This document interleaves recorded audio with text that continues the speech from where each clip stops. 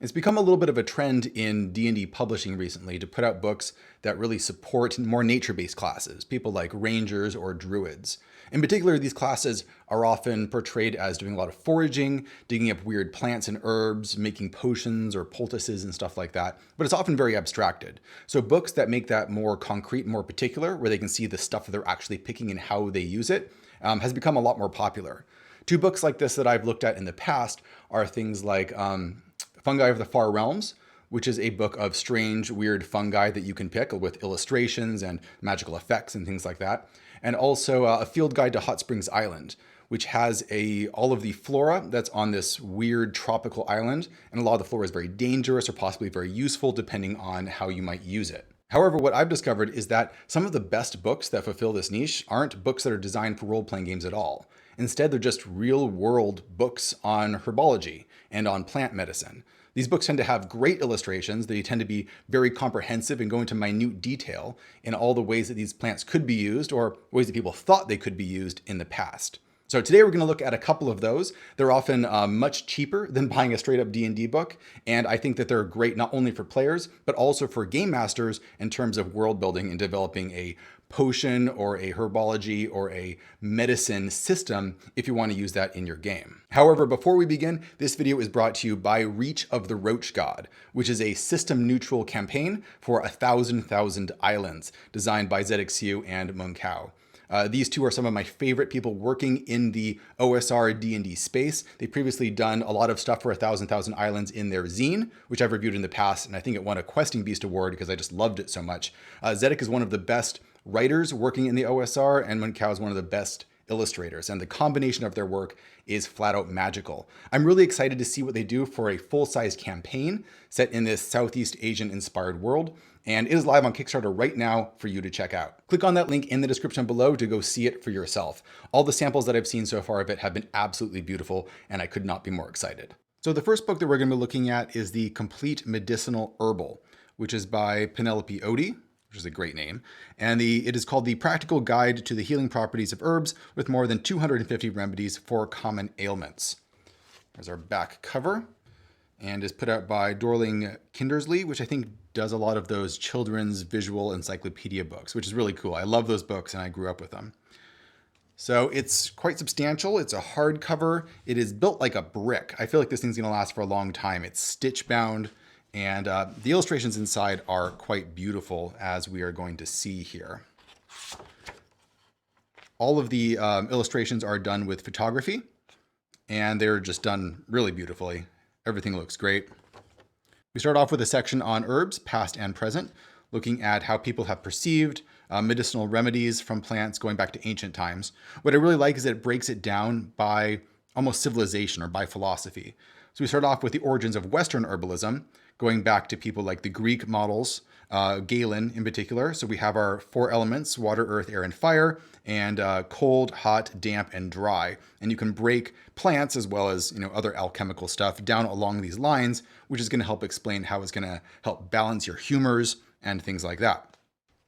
It goes into the Islamic influences here, and the Indian practice of herbology here and how they perceived it, including the use of chakras and similar concepts. We have Chinese herbal medicine, which has 5 elements instead of the Greek 4: fire, earth, metal, water, and wood. And it goes into that whole system here. What I really like is that by showing all of these different, traditional systems of herbology and of, elements in medicine, it gives you a lot of inspiration for building your own, if you're creating your own culture. How does your culture see medicine and the processes in the human body, and how might those be affected?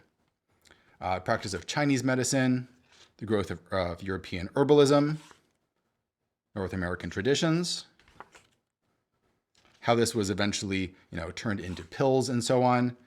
And we start getting into medicinal meals. So it goes again through the different worldviews. So we start with Galen, hot, dry, damp, and cold, how different plants would break into these categories. We would have the Indian system here: sweet, sour, salty, pungent, bitter, and astringent, how those would affect the human body. Balancing yin and yang, we have the Chinese system over here. And then we start getting into the A to Z of medicinal herbs.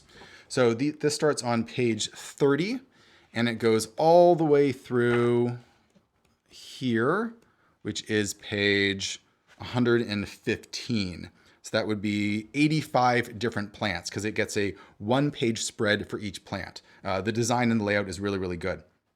For each plant, you have the common name, you have the scientific name, and then all of the plant is broken down into its different parts and has applications for each part. So a player who is a more nature-focused character who wanted to get into this, you could have them do things like they go foraging in the woods for possible remedies. Perhaps you can roll a die to just pick which page they come across. Maybe roll a D100 and add 30 or something like that to get a random plant.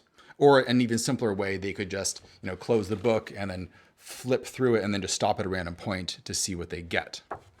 And then once they have that plant, they could write it down on their character sheet and then look it up if need be to figure out how it could be useful based on different situations. Now, because D&D is a high fantasy, you have all sorts of weird magical effects going on, and these aren't designed for that specifically. You can take some of the advice here or some of the ways that these plants were traditionally used and kind of elaborate on them or expand on it to see how it would affect things in a more magical world. Let's look at some examples of plants and how you might adapt them. Let's take burdock, for example. What does it say here? Once widely used in cleansing remedies, burdock is a familiar for its hooked burrs, which readily attach themselves to clothing. That's really nice. That's a nice detail because they could hook onto your characters as they go walking through. This property is reflected in the herb's botanical name, from the Greek arctos, or bear, suggesting rough-coated fruits, and lapa, to seize. Burdock was a traditional blood purifier, often combined in folk brews such as dandelion and burdock wine, and it was once popular for indigestion. In China, the seeds are used to dispel wind and heat evils and also lower blood sugar levels. So you can take stuff like that. It dispels wind and heat evils, and you can elaborate that into a more fantastical setting. So perhaps it protects you against wind and fire types of damage, right? Or perhaps it provides like a shield against heat so you can move through hot areas. The different parts of it are broken down here. So the root, the Japanese use burdock root, which they call gobo, as a vegetable. Western herbalists consider it to be the most important part of the herb, using it as a cleansing, eliminative remedy where a buildup of toxins cause skin problems, digestive sluggishness, or arthritic pains. Also used externally for skin sores and infections. Harvest in the fall. We have applications at the bottom here. So like, what is the root used for? You can use it as a decoction, as a tincture, as a poultice, or as a wash. How about the leaves? Same thing here. You can break them down and use them in different ways, and the seeds as well. All the different parts have great pictures, and I love the texture of the background. It feels like you're in an old journal, and it almost feels like these different things are pressings that have been pressed into the journal. So it comes pretty close to being used as an in-world artifact. Not quite though, because it does, of course, refer to a lot of real-world stuff. You can easily imagine a druid pulling this out in-game and saying, I'm using hawthorn, and it looks like this, and it's been traditionally used in this way, so reasonably, if I, added this to a potion, then it might also take on this effect. And players can get creative with the stuff that they happen to find. So this goes through all sorts of different plants: horsetail, eucalyptus, meadowsweet, wild strawberries, maidenhair tree, lots of really great stuff like that. Let's move on to the next section at the back here. Our section is, here we go. We have herbal remedies, so ways that these could be used. Harvesting and drying herbs. There's a lot of detail here that's probably not going to come up in an adventure, but you could possibly build it into like a downtime system if players want to get more in-depth with their potion making and stuff like that. How to make infusions and decoctions, tinctures, and syrups. I like how specific it gets with all of that. Herbal first aid and home remedies. I think this is very useful in a lot of different ways because it has the ailment or the problem here, and then different combinations of plants that you could use to solve that problem. And again, you could base this off of more fantasy problems and then kind of interpret it. So for example, the problem could be arthritis. That could be something like petrification, right? You're being slowed or stopped in some way. How would you heal that? Possible remedies. You have a whole bunch of different plants that could be used here, how you would use them, the dosage of them, combinations that you could use with other plants. So if players are collecting lots of different herbs, they could say, oh, I have both of those. I'm going to combine them together for extra efficacy. Now, of course, this might not be how it works in the real world, but that's not the point. And this is broken down into lots of different types of problems like headaches and migraines, infections, respiratory problems. And you can probably find some sort of real world problem to match a D&D problem without too much imagination. Nervous disorders, pregnancy and childbirth, problems of the elderly, problems for children, and some tonic herbs at the back. And we have some glossaries and indexes. So I really love the look of this book, and I love how it looks like you can see the particular plants there as if they've been pressed into the book, and there's lots of different ways that you can use the stuff in there. The other book we're going to look at is Magic and Medicine of Plants. This was put out by Reader's Digest, and it was recommended to me by Scrap Princess, so thank you, Scrap. Not a whole lot on the back right there. This thing is built like a brick. It has this very thick, very strong hardcover. I don't know if it is stitch bound, but it feels fairly indestructible. This thing's been around for a long time. It has a really interesting format where it has these very tall pages. So when you open it up, it's like a big square. What I like about this book, which is has some different stuff than the previous book we've looked at, is that it really gets into the legends and myths surrounding each plant, in addition to having stuff about their herbal properties. And so that can provide a lot of inspiration for when you're world building and you're figuring out how these plants can figure into your background, into your world. So it goes into lots of different civilizations and the way that they saw plants, from Rome to Egypt to witches. We have early Christianity, voodoo, and so on. Ideas for finding plants in the wild. Like I said, stuff might not be as relevant to D&D. Anatomy of plants, this stuff is really good if you want to get into more detail on what the different parts of plants are, how you might take them apart and use them for different purposes. Nature's chemical industry, how plants work scientifically. But of course, the main bit is our section on plants, which starts around here with agrimony. This is mostly history back here, if you want to get into the history of the development of herbology. And we start with agrimony, and we go all the way through yellow jessamine, yellow root. So we have a much longer section. Again, every single page is a distinct plant. It goes to page 354 from 79. So we have like, I don't know, what, 280 plants? That's a lot more than the previous book. So a lot more detail here. There's less information about each plant relative to what we saw in the medicinal herbal, but these illustrations are all done by hand, which is really nice. I love this type of botanical illustration. And the information, as I said, is much more, it gets more into the backgrounds and legends surrounding the plants. And it also has lots of alternate names for them, which is really cool too, because players will often not be familiar with these alternate names. So you can take a real world plant and then give it one of these names. They won't recognize it, and you can kind of disguise it in that way. So this alkanet could also be known as bug loss or common alkanet. Let's find one that has some interesting background. Arnica. Balm. So let's see what this one says. Also known as lemon balm, melissa, or sweet balm. The hardy lemon-scented balm has long been used for its soothing medicinal qualities and its aromatic property as an herb. It was also a favorite of ancient beekeepers who rubbed its fresh leaves on beehives to encourage bees to return to the hives and bring others with them. In fact, the generic name melissa comes from the Greek word for bee. See, that's great. That's a great little piece of information that you won't find in traditional herbal stuff because it probably doesn't actually work.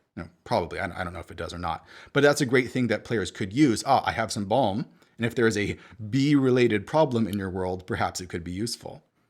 The common name also derives from the Greek balsamon, meaning balsam, an oily, sweet-smelling resin. It was probably the Arabs who introduced balm to medicine as a remedy for depression and anxiety.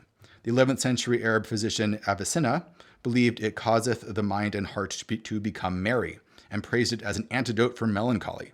Herbalists still recommend balm as a tonic and a sedative, so perhaps you could use it in the potion as a sleep-inducing effect.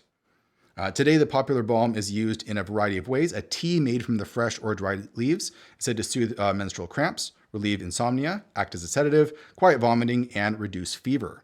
The leaves contain a volatile oil that is used in the manufacture of perfumes and cosmetics. At the very bottom, we have information like the habitat. This is really great because you can figure out where the stuff is going to grow. So depending on where your players are, you're going to know whether it's likely to be there or not. Its range in the real world, how to identify it. So you could perhaps just describe these things to the players so they're not sure what it is, but they can just know these identifying marks, and possible uses. And then we have that for each of these types of plants. All right, from broom to California poppy, Chinese lantern, colt's foot. A lot of these plants I've never heard of before, and they just have really great names. That would be fun to steal. Let's move all the way to the back here. And we start getting into exotic plants. So not quite as much information as the ones before it, but stuff that you can still steal. It doesn't have those great illustrations, unfortunately. Past exotic plants, we get into growing and using herbs, how you would actually build a garden. Again, this is more like a downtime project than something you would typically use during an adventure. Creating a wildflower garden. And different recipes that you can make out of these plants. If you have a group that really likes cooking, perhaps collecting monster parts and cooking them, maybe seasoning them with stuff that you've foraged, perhaps you could adapt this in some way. Herb crafts, things that you can do with them, the language of flowers, lots of fun little details that you could build into your world building if you wanted to. And again, similar to what we saw in the previous book, we have different types of problems like cold symptoms or digestive aids, and some combinations of plants that you could use to solve that. So that's it for these books. Hope that was useful to you. These books have been really fun to read. My kids just like flipping through them and learning about the backgrounds and myths and lore of these different plants. I will put links down in the description below for where you can pick these up for yourself if you feel so inclined.